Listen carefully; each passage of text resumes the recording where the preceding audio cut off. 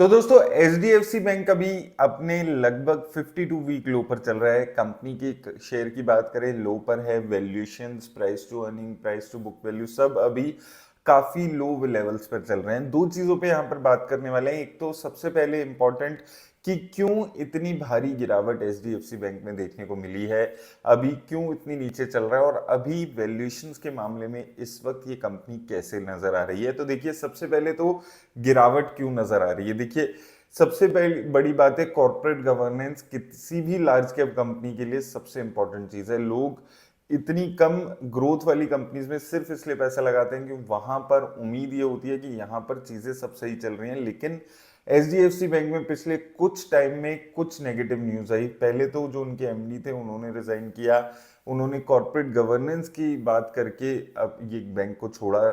उसके बाद कुछ 81 जो बॉन्ड्स हैं उनकी मिस सेलिंग की न्यूज आई, जिसमें दुबई में जो एनआरआई कस्टमर्स थे उनको गलत उनके बॉन्ड्स के बारे में बता के उसकी मिस सेलिंग की गई। कुछ 45 करोड़ के आसपास की एक सेपरेट ट्रांजैक्शंस की गलती आई।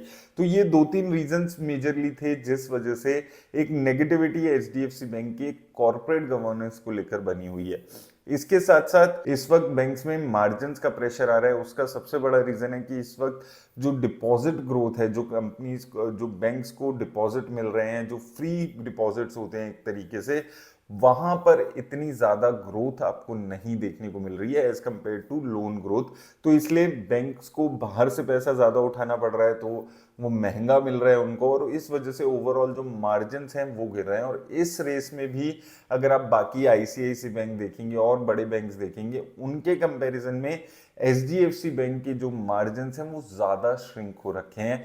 और उसका एक मेजर रीजन भी है कि जो एचडीएफसी लिमिटेड के साथ एचडीएफसी बैंक का मर्जर हुआ था, उससे उनको जो हाउसिंग लोन थे जो महंगे होते हैं जनरली, जिसमें कम मार्जिन होते हैं, वो यहाँ पर मर्ज हो गए। और इस वजह से ओवरऑल जो एचडीएफसी बैंक के मार्जिन हैं उसमें स्क्वीज देखने को मिला है। और ये कुछ मेजर रीजंस हैं कि एक नेगेटिविटी बनी हुई है। इसके साथ साथ प्रॉफिट सेल्स की ग्रोथ रेट जो थोड़ी सी डिक्लाइन हो रही है, वो उसका तो एक मेजर रीजन है ही। एक बार हम चलते हैं डिटेल्स और देखते हैं। तो देखिए, यहाँ पर अगर आप देखेंगे लगभग अभी 52 वीक लो के आसपास आपको ये नजर आएगा। Price to earning, price to book value सब में एक अच्छी गिरावट देखने को मिली हुई है। अभी भी 11 लाख करोड़ की मार्केट कैप वाली कंपनी है ये।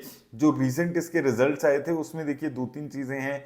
एक तो जो इनके नेट रेवेन्यू है उसमें ग्रोथ है, लेकिन जो इनकी नेट इंटरेस्ट इनकम है उसमें बहुत ज्यादा कोई ग्रोथ नहीं देखने को मिल रही है। क्वार्टर ऑन क्वार्टर आप देख सकते हैं नील के बराबर ग्रोथ आ रही है। ईयर ऑन ईयर 5-7-10% की ग्रोथ है। इसके साथ मार्जिन जो है वो 3.38% के आसपास है। इसके साथ अगर आपको कंपैरिजन के लिए बताऊं, आईसीआईसी बैंक जैसी जो बैंक्स हैं वहां पर 4% से ऊपर के नेट इंटरेस्ट मार्जिन चल रहे हैं।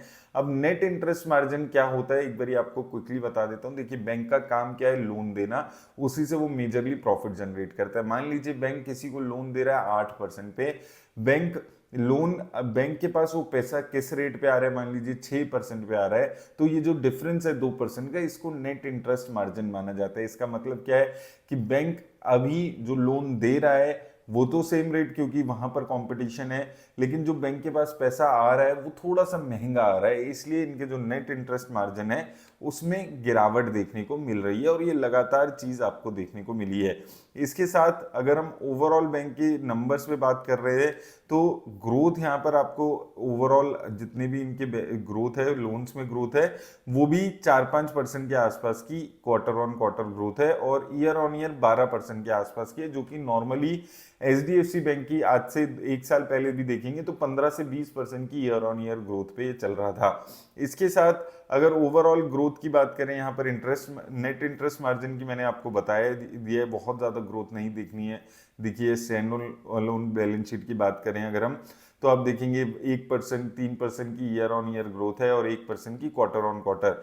ओवरऑल यहाँ पर अगर आप देखें, डिपॉजिट में 3% के आसपास की ग्रोथ हुई थी, एडवांसेस में 3% के आसपास है, नेट इंटरेस्ट मार्जिन ऑलरेडी हमने बात की है, रिटर्न ऑन एसेट में थोड़ी सी गिरावट देखने को मिली है, ये अच्छी बात है कि इनके जो नेट एनपीएस हैं, ग्रोस एनपीएस हैं, उसमें अभी भी स्टेबिलिटी ओवरऑल आपको देखने को मिली हुई है, तो वहां से कोई दिक्कत नहीं नजर आती है।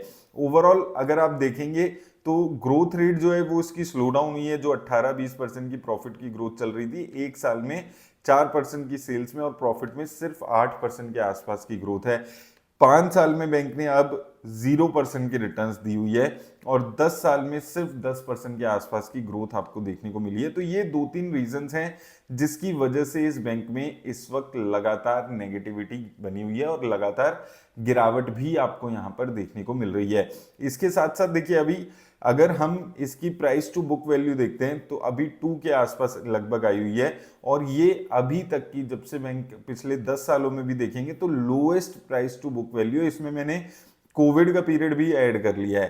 प्राइस टू अर्निंग भी देखेंगे तो lowest ever price to earnings पे इस वक्त ये बैंक चलते हुए नजर आ रहा है। तो price to book value lowest ever, price to earning lowest ever, और इंडस्ट्री की प्राइस टू अर्निंग देखेंगे तो 14.7 के आसपास है। और यहां पर अगर आप देखेंगे ओवरऑल बाकी बैंक्स की देखें, अगर हम आईसीआईसी बैंक की बात करें 17.43 की है। इवन एक्सिस बैंक की भी इस वक्त better price to earning HDFC Bank के आसपास से ज्यादा नजर आ रही है।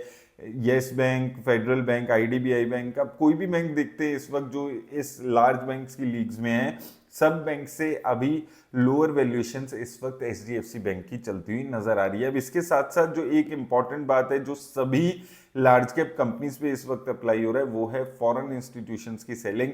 एक टाइम पे 50-55% के आसपास की फॉरेन इंस्टीट्यूशन की होल्डिंग थी, जो अभी 44% के आसपास की रह गई है। ये भी एक रीजन है कि इन बैंक्स में रिजल्ट्स, जो रिटर्न्स हैं वो उस लेवल की नहीं देखने को मिल रही है। तो देखिए 3-4 रीजन है, समराइज करूं क्विकली। इंटरेस्ट मार्जिन स्क्वीज हो रहे हैं, ग्रोथ थोड़ी सी कम हो रही है, इसके साथ साथ ओवरऑल नेगेटिविटी बनी हुई है कॉर्पोरेट गवर्नेंस को लेकर, और अबव ऑल फॉरेन इंस्टीट्यूशन जो सेलिंग कर रहे हैं, जो हम देख रहे हैं लगातार 5,000, 6,000, 10,000 करोड़ की सेलिंग, वो मेजरली ऐसे बड़े बैंक्स में, लार्ज कैप कंपनीज में आती हुई नजर आ रही है। लेकिन याद रखिएगा जो वैल्यूएशंस है वो काफी कम आ चुकी है।